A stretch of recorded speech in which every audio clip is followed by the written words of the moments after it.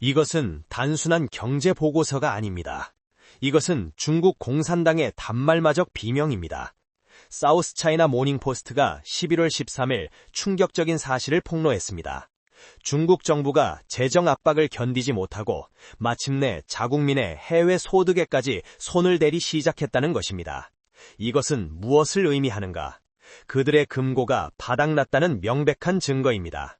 그런데 바로 다음 날 11월 14일 대한민국 서울에서는 정반대의 보고서가 발표되었습니다. 기획재정부가 11월 경제동향 이른바 그린북을 통해 내수 개선 조짐과 민간 소비 회복을 공식 선언했습니다. 여러분, 지금 두 나라에서 벌어지는 이 극명한 대비가 보이십니까? 한쪽은 국민의 마지막 재산까지 긁어모으기 위해 혈안이 되어 있고, 다른 한쪽은 강력한 수출과 방위 산업의 힘으로 내수 시장이 되살아나고 있습니다. 이것은 우연이 아닙니다. 이것은 대한민국의 완벽한 전략적 승리이자 중국의 처절한 몰락을 알리는 신호탄입니다. 상황은 생각보다 훨씬 심각합니다. 사우스 차이나 모닝포스트의 보도는 빙산의 일각에 불과합니다. 진짜 문제는 왜 중국이 이 지경까지 몰렸냐는 것입니다. 시티그룹, 즉 시티은행은 최근 보고서에서 중국의 부동산 침체가 가계자산과 소비자 신뢰에 여전히 심각한 타격을 주고 있다고 경고했습니다. 심각한 타격이라는 외교적 수사를 걷어내고 본질을 직시해야 합니다. 이것은 타격이 아니라 붕괴입니다. 헝다, 비구이 위안 사태로 시작된 연쇄 파산은 중국 중산층의 자산을 말 그대로 증발시켰습니다. 중국인들의 부의 70% 이상이 부동산에 묶여 있었습니다. 그 자산이 휴지 조각이 된 것입니다. 더욱 치명적인 것은 이것이 중국 지방정부의 재정 파탄으로 직결되었다는 사실입니다. 중국 지방정부는 수십 년간 토지 매각 수입으로 연명해왔습니다. 그러나 부동산 시장이 얼어붙자 그들의 유일한 돈줄이 막혀버린 것입니다. 지금 중국 전역의 지방정부들은 수백조, 아니 수천조 원에 달하는 부채 더미 위에 앉아 있습니다.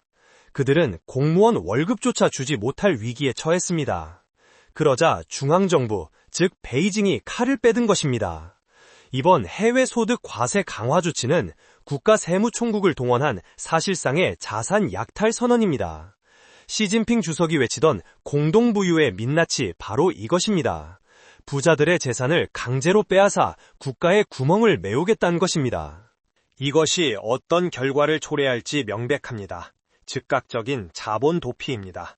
이미 똑똑한 중국의 부호들은 수년 전부터 자산을 해외로 빼돌려 왔습니다.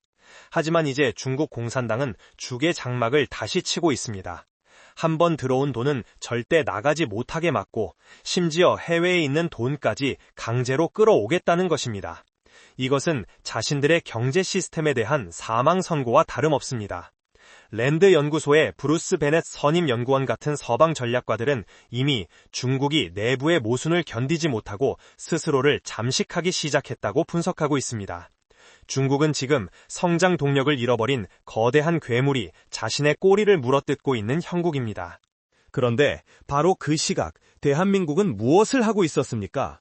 기획재정부의 11월 14일자 보고서를 자세히 들여다봐야 합니다. 내수 개선과 민간 소비 회복, 이 단어들이 얼마나 무거운 의미를 가지는지 알아야 합니다. 전 세계가 고금리와 인플레이션으로 신음을 때 유독 대한민국만이 회복을 이야기하고 있습니다. 이 힘은 어디에서 나오는 것입니까? 바로 압도적인 기술력과 국방력입니다. 첫째, K반도체입니다. 미중 기술전쟁의 한복판에서 대한민국은 그 누구의 편도 아닌 대한민국의 이익편에 섰습니다. 그 결과 삼성전자와 SK하이닉스는 인공지능 시대의 핵심인 HBM, 즉 고대역폭 메모리 시장을 사실상 독점하고 있습니다. 전 세계가 대한민국의 메모리 없이는 단 하루도 버틸 수 없게 되었습니다. 둘째, K방산입니다. 폴란드, 루마니아, 호주, 심지어 중동 국가들까지 대한민국의 K9 자주포, 천무 다연장 로켓, 그리고 KF-21 전투기 도입을 위해 줄을 서고 있습니다. 이것은 단순한 무기 판매가 아닙니다. 이것은 대한민국의 국격이 상승했음을 의미하며 수십조 원의 달러가 대한민국으로 쏟아져 들어오고 있다는 증거입니다.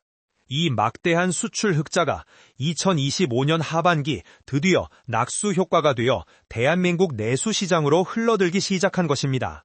국민들의 지갑이 두꺼워지고 소비 심리가 살아나고 있습니다. 이것이 바로 기재부가 말한 내수 회복의 실체입니다.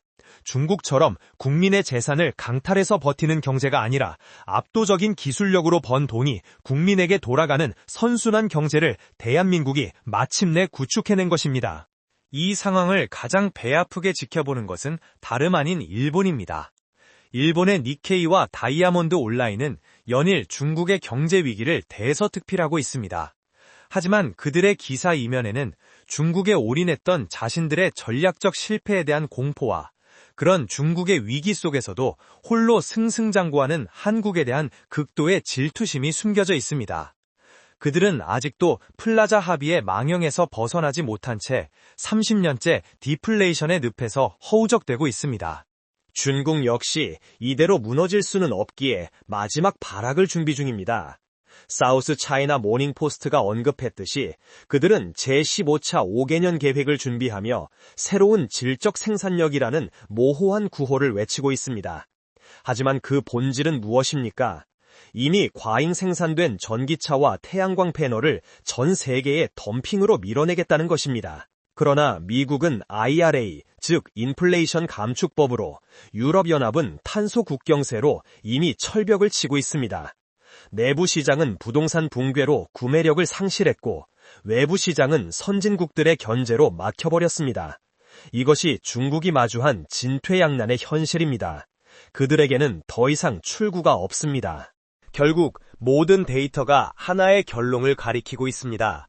중국은 스스로 만든 부동산 지옥이라는 함정에 빠져 이제 자국민의 해외 자산까지 손대는 최악의 상황으로 치닫고 있습니다.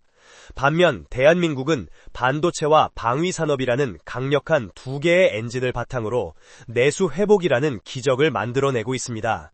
이것이 2025년 11월 우리가 목격하고 있는 거대한 경제 지각 변동의 진실입니다.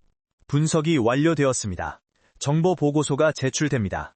중국은 가계 자산의 붕괴를 막지 못하고 오히려 재정 압박을 이유로 국민들의 마지막 남은 재산까지 약탈하기 시작했습니다.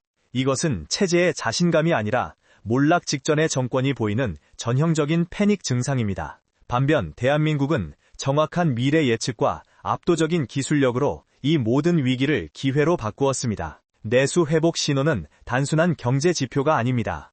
이것은 중국의 몰락과 대한민국의 부상을 동시에 알리는 역사의 이정표입니다. 이 거대한 흐름 속에서 진실을 꿰뚫어보는 통찰력을 놓치고 싶지 않다면 지금 즉시 채널을 구독하고 알림 설정을 누르십시오. 다음 정보 보고서로 돌아오겠습니다.